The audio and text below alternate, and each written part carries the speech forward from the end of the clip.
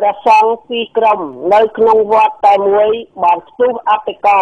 ទាំងព្រឹកព្រលឹមផ្អើលអស់អ្នកស្រុកក្នុងភូមិនាំជាចៅមរមើលធ្វើឲ្យប្រជាពលរដ្ឋក្នុងមូលដ្ឋានរិះគន់ថាព្រះសង្ឃក្នុងវត្តខាងលើនេះមិនចេះសាមគ្គីគ្នាធ្វើឲ្យបែកបាក់ព្រះស្រាំហូចដល់ព្រះពុទ្ធសាសនាជាសាសនារដ្ឋហេតុការណ៍ផ្ទុះអតិកោនេះបានកើតឡើងកាលពីព្រឹកព្រលឹមនាថ្ងៃទី2ខែសីហាឆ្នាំ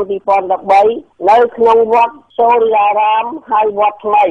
ស្ថិតក្នុងភូមិប៉ាលីឡៃមួយសង្កាត់ប៉ោយប៉ែតក្រុងប៉ោយប៉ែតខេត្តបន្ទាយមានជ័យដោយចៅអធិការស្ដីទីព្រះនាមឌួងរដ្ឋាបានបញ្ជាឲ្យព្រះអង្គមួយអង្គព្រះនាមពនដាវីឲ្យមកប្រាប់សង្ឃដីកាដល់ព្រះសង្ឃមួយអង្គទៀតដែលកំពុងសាងសង់ខ្លងទ្វារក្នុងវត្តអារាមជាមួយពុទ្ធបរិស័ទនិងប្រធានគណៈកម្មការវត្តបញ្ជាឲ្យលាយខ្លងទ្វារក្នុងវត្តអារាមនោះចោលព្រះចៅអធិការស្ដីទីខាងលើនោះចោទប្រកាន់ថាព្រះនាមសយចន្ទថននិងពុទ្ធបរិស័ទគណៈកម្មការវត្តធ្វើខ្លងទ្វារក្នុងវត្តគោលបំណងប្រងបំបែកវត្តជាពីរពាក់ព័ន្ធបញ្ហាខាងលើនេះព្រះអង្គសយចន្ទថនបានមានសង្ឃដីកាប្រាប់អប្សរានិតនៅកន្លែងកើតហេតុថាការសាងសង់ក្នុងវត្តអារាមខាងលើនេះព្រះអង្គគ្មានគោលបំណងណាមួយបំបែកវត្តអារាមជាពីរ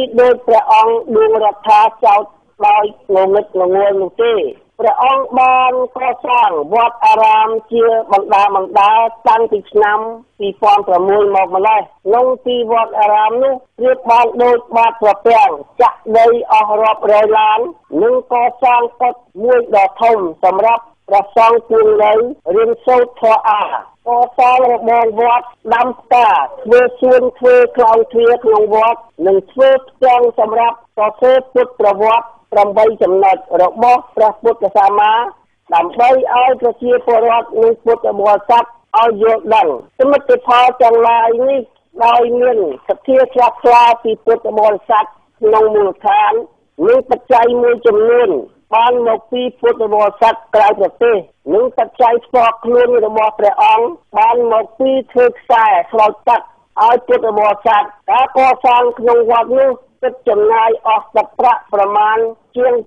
$70,000សហរដ្ឋអាមេរិកហើយការកសាងក្នុងវត្តអារាមខាងលើនោះលោកឈៀនចម្រើនបានឲ្យដឹងថាការសាងសង់ក្នុងវត្តអារាមខាងលើនេះលោកជាប្រធានគណៈកម្មការវត្តដែលធ្វើច្បាប់ឯកភាពព្រមព្រៀងតាំងពីថ្នាក់មូលដ្ឋានដល់ថ្នាក់មន្ទីរសាសនានិងធម្មការក្រុងប៉ោយប៉ែតនិងមានឯកភាពចុះហត្ថលេខាពីព្រះអង្គស្ដីទីឌួងរដ្ឋាទៀតផងចុះហត្ថអ្វីបានជាព្រឹកមិញនេះព្រះអង្គឌួងរដ្ឋាបញ្ជាឲ្យព្រះសង្ឃឲ្យទៅវាយខ្លងទ្វារវត្តនោះទៅវិញលោកបានមានប្រសាសន៍បន្តទៀតថាសូមផ្ដាំផ្ញើទៅដល់ពុទ្ធបរិស័ទនិងអាជ្ញាធរដែនដីដែលមានសមត្ថកិច្ចសូមជួយដោះស្រាយរោគយុត្តិធម៌ឲ្យខាងព្រះសង្ឃដែលរងគ្រោះខ្ញុំបានធីមការរាយការណ៍ពីក្រុងប៉ោយប៉ែតអប្សរានិត